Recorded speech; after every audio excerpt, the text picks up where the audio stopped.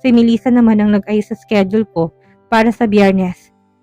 Ang seminar, isang spa session, nagpunta sa salon at huling fitting ng damit para sa akin at para rin sa kanila. Pinili kong hayaang pumili ang bawat isa ng sariling kulay at estilo ng damit. Gusto kong komportable, kumpiyansa at magandang pakiramdam nila, hindi basta pinilit. Hindi ako yung uri ng bride na natatakot na masapawan dahil sa altar. Ako naman talagang magiging sentro ng lahat. Iba-ibang bawat kaibigan ko at hindi lahat ng bagay na babagay sa isa ay babagay din sa iba. Kaya gusto kong kuminang sila rin. At ang mga pinili nila ay perpektong mga kulay na masigla at buhay na buhay. Bawat isa ay kakaiba, gaya ng mga bulaklak. Sa hadid kaganapin ng kasal at silang magiging mga bulaklak.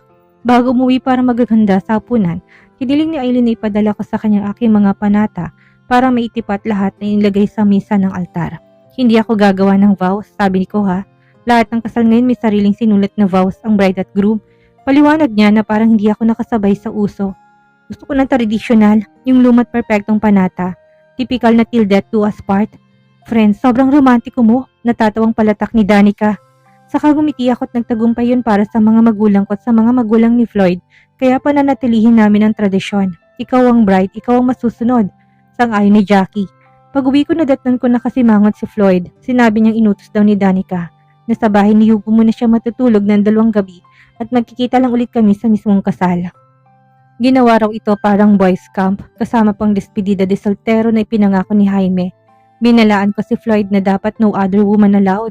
Sila nang handa na ako at inayos ko ng damit at tumingin sa salamin. Suot kong isang blue na bestida, hapit sa bewang at may pa-flare na midi skirt. Ang neckline nasa likod, may manipis na sinturon mula sa parehong tela na nakabuhol na parang Chanel style bow. Inayos ko sa messy bun ng buko at tinernohan to ng nude heels at clutch. Pagkalabas ko sa sala, nandun si Floyd naghihintay.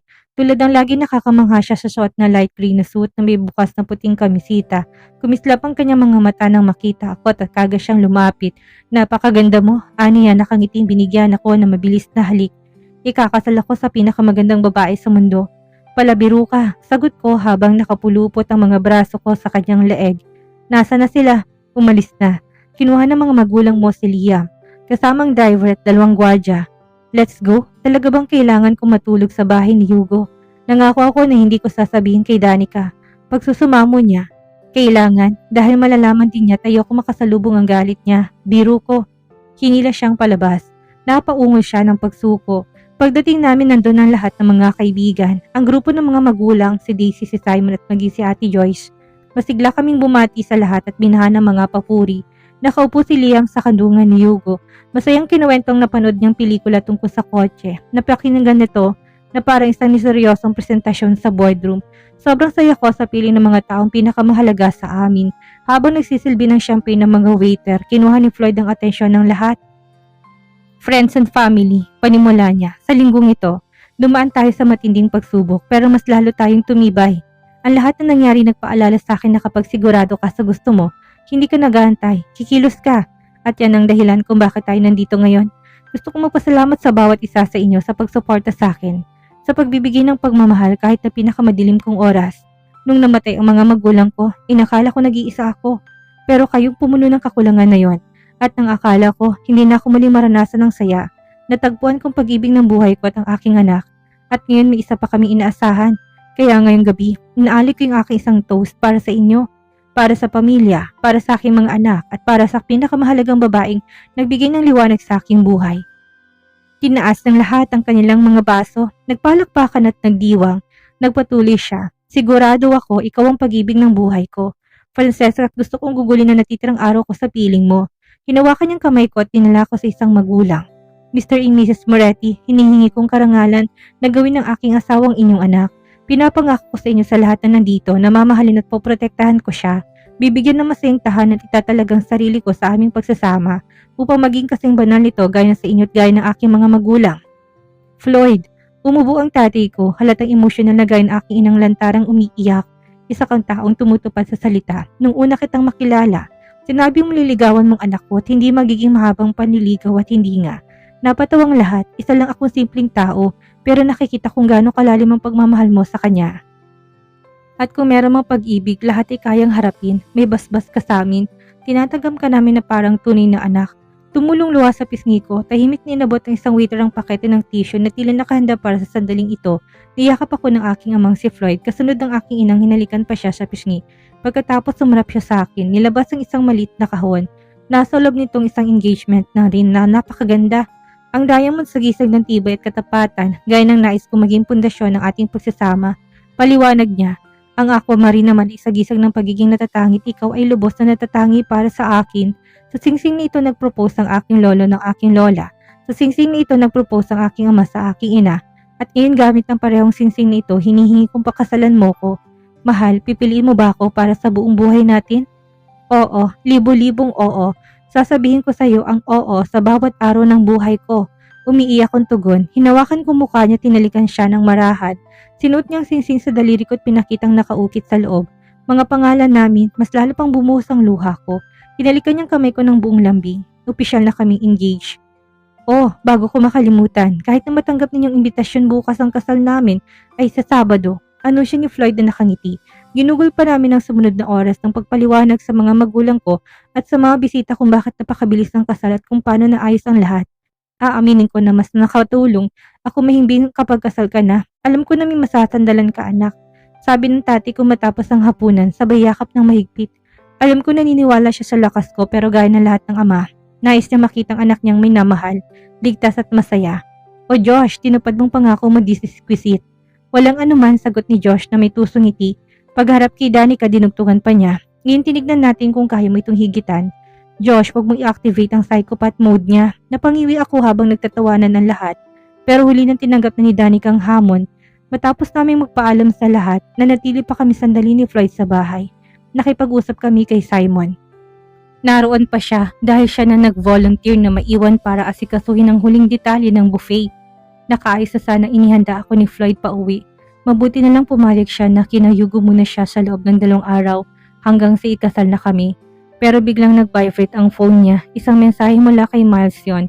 Isa sa mga tauhan niya sa London na humiling na agarang video call mula sa kanya. Mahal, ayos lang ba na sumama ka muna sa opisina habang kausap ko siya? Tanong ni Floyd sa akin. Walang problema, tara na, hindi pa naman hating gabi.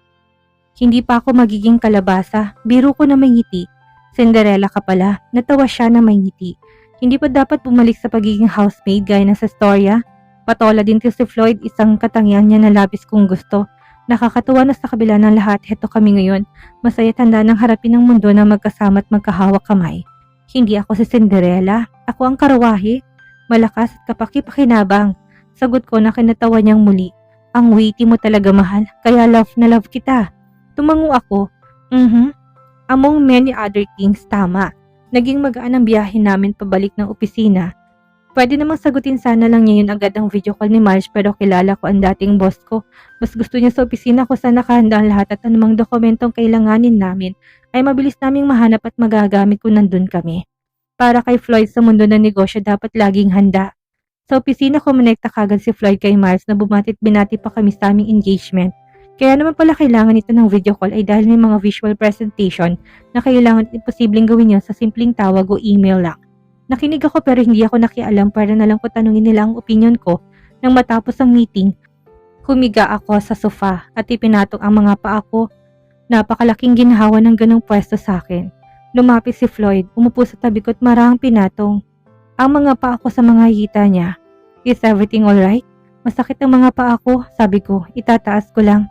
Buntis ka, mahal, kailangan mong dahan-dahanin ang kilos mo at magsuot ng mas mababang heels. Sagot niya sabay sinimulang masahe ang paa ko ng mabagal at maingat.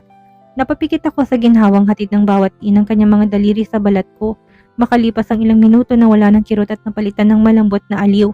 Isang buntong ginangang kinaginhawa ang lumabas sa akin habang patuloy niyang minamasahe ang mga kalamnan na kanina lang ay naninikip. Na sobrang pagod para sa prepasyon ng nalalapit naming pag-iisang dibdib. Yumuko siya na mas malapit at pausang boses. Hindi lang sa paa mo ko titigil, mahal. Naku, nandito na naman tayo. Kunwari nayayamot ako. Kanina lang sinabi mo kailangan ko magdahan-dahan ng galaw. Maging dahan-dahan naman ako. Makabuluhan niyang sagot na may pilyong ngiti sa labi. Napakagitlabi ako. Paano mo ba naman matatanggihan ang lalaking ito? Lalo kung ganito kagwapo at kung ganito kabango. Siyempre, aarte pa ba ako? Ang mga bulong niya sa tenga ko'y pawang mga salitang sabi kung gano'n niya ako kamis.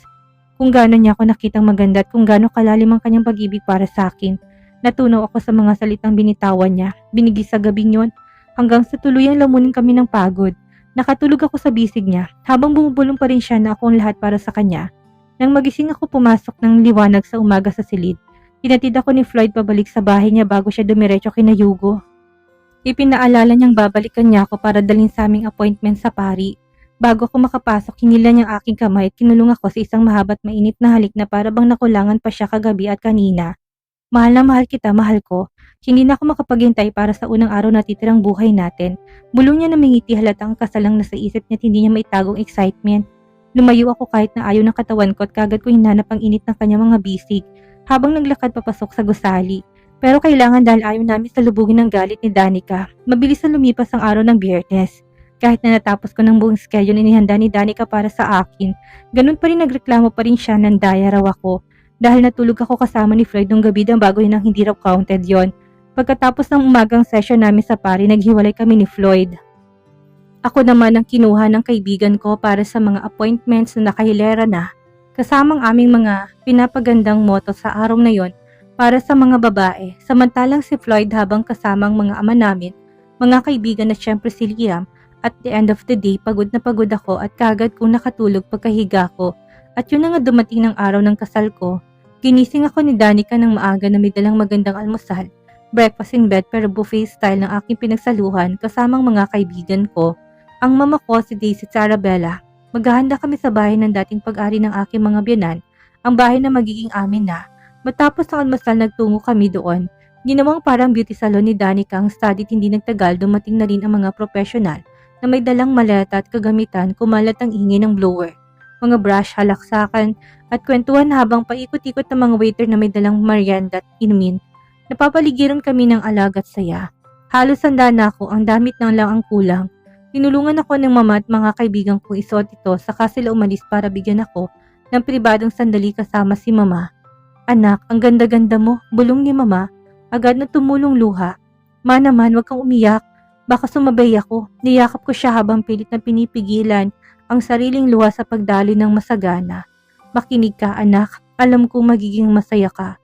Pero tandaan mo ito, gumagana ang isang pagsasama kapag alam mo kung kailan ka magsasalita at kailan ka mananahimik. Eka nila sa Ingles, choose your battles wisely. Alam mo kung alin ang laban na dapat ipaglaban at alin na mas mabuting palampasin mula ngayon. Hindi na lang ito tungkol sa gusto mo kung hindi ko sa gusto niyong dalawa. Naintindihan mo ba? Opo ma, naintindihan ko. Mahal na mahal kita. Salamat sa walang sawang pagsuporta kahit sa pinakamahirap na oras ng buhay ko. Ang pagmamahal ko sa iyo ay kakaiba't walang kapantay. Walang makakasira sa ating ugnayan. Sagot niya. Hindi ko na napigilan ng muling pagluha. Mabuti na lang waterproof ang makeup. May kumatok sa pinto at papasukin namin. Si Papang pumasok at kita sa kanyang mga mata ang emosyon habang nakangiti sa akin. Francesca, anak. Mana ka talaga sa akin. Napakaganda. Pinunasan niya sariling mata. Sobrang saya ko na makita kang ganito kasaya. Bumubuo ng buhay kasamang isang mabuting lalaki. Pinalalawak ang ating pamilya at pinagmamalaki ako bilang ama mo. Pa, lalo mo kung pinaiiyak niyan. Yakap siya ng mahigpit at tinaplos ang sandaling yon na parang walang hanggan. Anak, sabi niya nang bumitaw, may regalo kami ng mama mo para sa'yo. Hawak niyang 2 velvet box. Sana magustuhan mo. Sa unang kahon, isang pares ng pearl drop earrings, nakalawit ang perlas sa gintuhop at may 3 maliliit na diamante. Napaka-elegante. Mama, papa, ang ganda. Pakisuot po sa akin. Maingat mong kinabit ni mama at perpektong bumagi sa aking kasuotan. Sa pangalawang kahon, nakita ko isang malakit na pakagandang rosaryong gawa sa mother of pearl beads. Ito ay sa lola mo. Paliwanag ni Papa't bakas ang emosyon sa boses. Hawak niya ito nang siya ikinasal. Ngayon kinarangal ko, ikaw naman na magdala nito sa iyong bouquet. It's my honor pa. May hina kong sagot, hawak ang pamanang pinasa sa akin. Muling may kumatok, this time si Hugo naman. Tinanong nila kung umiyak ka raw dito. Biro niya sa may pinto. Oo raw, binabahana pero bigyan niya ako ng 2 minuto. Pumasok siya, sinarang pinto at bumuntong hininga na mapatingin sa akin. Natawa ako, naalalang paulit-ulit niyang gawin noon. Kung ganong kadalas yan, sipulan hanggang siya nang kusang tumigil. O wow, wala akong salitang sapat na ilarawan ng ganda mo. Ngumiti siya. Naroon ako bilang messenger dahil bawal ka makita ng groom. Bago ang seremonya, pinapabigay niya ito. Inabot niya sa akin isang kahon at maliit na sobre. Binuksan ko na muna ang sobre. Mahal, hindi ka obligado na isuot ito. Gusto ko lang ibahagi sa yung bahagi ng aking mga magulang nung kung nandito sila tsak na mamahalin ka. Bilang anak at matutuwang natagpuan kita. Pag-ari ito ng mama ko at ngayon sa'yo na. Love, your Floyd. Nanlabong padingin ko sa luha ng buksan kong kahon. Isa loob ang isang marikit na tiara. Ginawa sa gito na hugisangan ng rosas na may maliit na kahon at bulaklak na may diamante at perlas. Nakakabighani. Nagpasalamat ako kay Hugo sa paghatid ng bagay na napakahalaga. Hindi dahil sa material nitong halaga kundi sa kahulugan nito.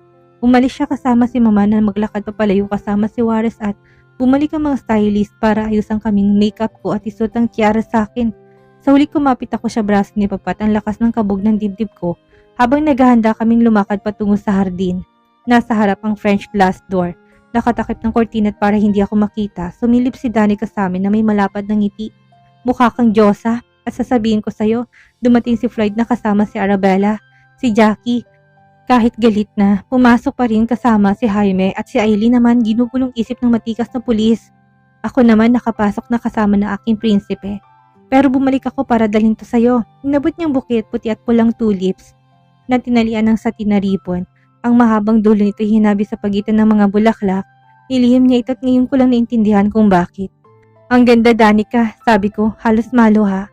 Friend, ito na ang oras. Kapag bumukas ng kortina, makikita ka ng lahat at naghihintay si Floyd sa altar. Baka himatayin pa siya dahil ikaw ang pinakamagandang bride sa buong mundo. Niyakap niya ako ng mahigpit at bumulong. Lagi ako nasa tabi mo, ngayon at habang buhay. Pagkatapos lumabas, pinisil ni Papa ang braso ko at nagtanong kung handa na ba ako. Tumango ako, huminga ng malalim at bumukas ang kortina. Kasabay ng pagtunog ng musika. Gumiti ako, ang mga mata ko'y nakatuon lamang sa lalaking iniibig ko. Naghihintay sa akin sa altar.